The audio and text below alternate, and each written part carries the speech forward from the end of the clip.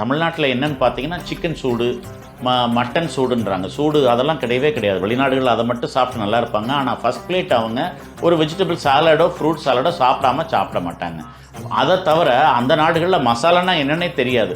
நம்ம போடுற மசாலா இருக்குது. அதுவும் இப்போ கடைகளை தாண்டி வீடுகளே அந்த மசாலாக்களை வாங்கி வச்சு குழந்தைங்களே வயிற்று புண்ணோட வர்ற அளவுக்கு மசாலா. அது அவ்வளோ மசாலா எந்த உணவுக்கும் தேவையில்லாத அளவுக்கு.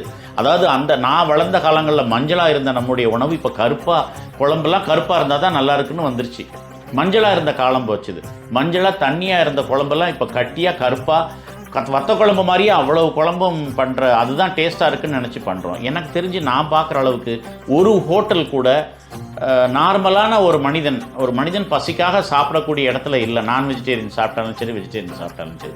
இன்னொரு கேள்வி என்னன்னாக்கா, இப்போ அதிகமாக வெயிலில் சுற்றுறதுனால நிறைய ஸ்வெட் ஆகும், வேர்வை வரும் அப்படின்னும் பொழுது இரவு குளிச்சுட்டு தூங்குறது எந்த அளவுக்கு நல்லது? ரெண்டாவது, இந்த மாதிரி ஸ்வெட் வரதால இல்லை இந்த மாதிரியான விஷயங்கள் நிறைய எக்ஸ்போஸ் ஆகிறதால, கை காலில் எக்ஸ்போஸ் ஆகிறதால ஏதாவது ஸ்கின் டிசீஸ் வரதுக்கான வாய்ப்பு இருக்கா? ஏதாவது தோல் வியாதிகள் வரதுக்கு வாய்ப்பு இருக்கா? குளிக்கிறது எவ்வளோ நல்லது நைட்டில்? இதில் ரொம்ப பாதிக்கப்படுற நம்முடைய உறுப்பே தோல் தான். தோல் ஒரு பெரிய ப்ரொடெக்ஷன் நமக்கு. அது ஸோ கிருமி எப்போ வரும்? தோல் போச்சுன்னா வந்துடும். இப்போ கோடை நேரத்தில் என்னென்ன பிரச்சனை வரும்னா, முதல்ல வர்றது குழந்தைங்களுக்கோ பெரியவங்களுக்கோ வேர்க்கூறுன்னா என்னென்னா வேர்வை கூறு. வேர்வை அதிகமாக வர்ற அந்த வேர்வை துவாரம் ஒரு தடவை வேர்த்து நம்ம அதை தொடச்சி எடுக்கலைன்னா அது வெளியில் அதுலேருந்து வர்ற சால்ட்டெல்லாம் என்ன செய்யும்? அந்த காலத்து சினிமாக்களில் பார்த்தீங்கன்னா ஹீரோயின் ஜாக்கெட்லாம் பார்த்தா நினைஞ்சிருக்கும். அதில் ஒரு கரையே தெரியும். அது என்ன கரை? சால்ட்டு. அந்த சால்ட்டு நம்ம உடம்புல அழுவலைன்னா அந்த வேர்வை துவாரத்தை அடைக்க ஆரம்பித்து அதன் மூலமாக அது வேர்வை கூறாக மாறி அதுக்கப்புறம் வேர்வை அடுத்த தடவை வேர்க்கும். வெளியில் வர முடியாமல் இந்த உப்பு அடைச்சிக்கிட்டு இருக்கிறதுக்கு ஊரல் எடுத்து சொரிஞ்சு புண்ணாக்கி இது எல்லாமே வர்றதுக்குள்ள வாய்ப்பு இருக்குது. இது உடலில் சுத்தம் இல்லாமல் வச்சுக்கிறதுனுடைய ஒரு பெரும் பாதிப்பு. வேர்க்கூறு இருக்குனாலே என்ன அர்த்தம்? ஒருத்தர் குளிக்கலன்னு அர்த்தம்.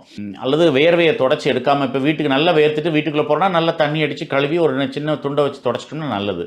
இதே இப்போ வேர்வை கூறுன்னு இல்லை, பொதுவாக நெத்தியில் யாருக்காவது அதிகமான கட்டிகள் இருக்கிற மாதிரி புண்ணு மாதிரி இருக்கிறாங்க, இல்லைன்னா அது என்ன சொல்கிறது, எல்லாருக்கும் பரு கன்னத்தில் தான் வரும், இவங்களுக்கு பரு அந்த மாதிரி தலையில் இருக்குனாலே நான்லாம் பார்த்த உடனே சொல்கிறது அந்த அம்மா தலைக்கு அந்த பையனுக்கு குளிக்க விடுறதில்ல. ஆண் குழந்தைங்களை கூட அம்மா குளிக்க விடாமல் கூப்பிட்டு வர்றதை பார்க்குறோம்.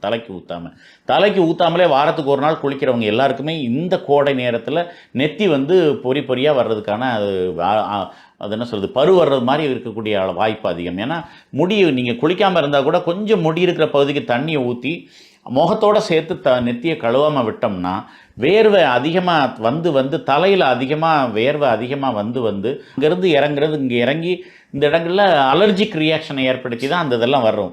ஸோ அதனால் சுத்த குறைவுங்கிறது ரொம்ப கஷ்டப்படுத்தக்கூடிய ஒரு காலம். எப்படி வேர்வை அதிகமாக துடைக்காமல் போகிறதுனால வருதோ, வேர்வை அதிகமாக சுரக்கிற இடங்கள்னு இருக்குது, தொடை இடுக்கு. இதில் ஜீன்ஸ் போடுறவங்க எல்லாம் என்ன ஆகுன்னு பாருங்கள். 2 பக்கமாக அக்கள், பெண்களுக்கு மார்பகத்துக்கு கீழே, ஆண்களுக்கு பேண்ட். இப்போல்லாம் அந்த ஜட்டி பட்டை வச்ச ஜட்டியை தூக்கி போடுறாங்க. அதெல்லாம் சம்மரில் ஏசியில் உட்காராதவங்க போடக்கூடாது. ஏன்னா பனியன் கிளாத்தில் இருக்க உள்ளாடைகள் தான் நல்லது. ஏன்னா மேலேருந்து இறங்குற தண்ணி அது வேர்வையை உறிஞ்சணும். இல்லைன்னா அந்த இடங்கள்லாம் கூட நீர் இருக்கிற இடங்கள் எல்லா இடங்கள்லையும் வேர்வை உறிஞ்சாத ஆடை அணிகிறவங்க எல்லாருக்கும் வேர்வை எங்கெல்லாம் தங்குதோ அந்த இடங்கள்லாம் காளான் நோய் வந்துடும்.